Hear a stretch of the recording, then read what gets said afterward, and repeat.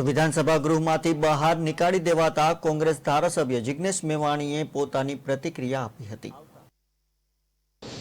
અત્યારે ગુજરાતની વિધાનસભાના સત્ર દરમિયાન ત્યારે ગુજરાતના ગૃહમંત્રી હર્ષ સંઘવીએ એક ચર્ચાને લાઈવ કરવાનું કહ્યું ત્યારે પ્રશ્ન ઉપસ્થિત કર્યો કે થોડાક દિવસ પૂર્વે રાજકોટ ટીઆરપી ગેમિંગ ઝોનની આગમાં જે 12 માસૂમ બાળકો સહિત 27 લોકો હોમાયા, એના પીડિત પરિવારોએ ગૃહમંત્રી અને મુખ્યમંત્રીને 12 મુદ્દાનું આવેદનપત્ર આપીને માગણી કરેલી કે સીબીઆઈ અથવા તો નોન કરપ્ટ અધિકારીઓને તપાસ સોંપો, ફાસ્ટ ટ્રેક કોર્ટમાં કેસ ચાલે અને સતત અમારી માગણી છે કે પીડિતોને 1 કરોડનું વળતર ચૂકવો।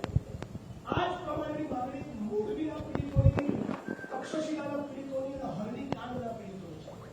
બળાત્કારનો દુષ્કર્મનો ભોગ બનેલી જસદણની દીકરી બાબતે ભારતીય જનતા પાર્ટીના એક મહિલા આગેવાને મીડિયા સમક્ષ એકથી વધારે વખત સ્ટેટમેન્ટ આપ્યા છે કે તેઓ પાસે જસદણમાં રાજકોટ જિલ્લામાં બળાત્કારનો ભોગ બનેલી બીજી 6 દીકરીઓની માહિતી છે।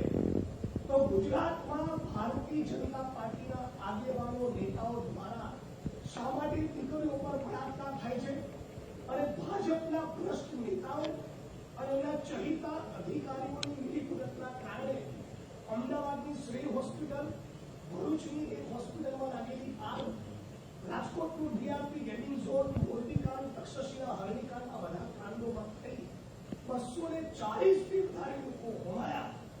આ પીડિતો પોતાની વેદનાને લઈને અમારી સાથે ગુજરાત ન્યાય યાત્રામાં પણ આપ જાણો છો એવું જોડાયા છે।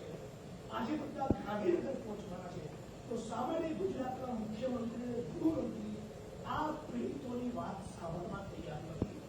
જો તમે તમારા મનગમતા વિષયમાં વિધાનસભાની કાર્યવાહી લાઈવ કરાવવા માંગતા હો તો મારી માગણી હતી કે જસદણની પીડિતા સાથે શું બન્યું, બીજી જે 6 દીકરીઓ પર બળાત્કારની વાત ભાજપના જ મહિલા નેતા કરી રહ્યા છે એ, અને અગ્નિકાંડના મોરબીના, તક્ષશિલાના, હરણી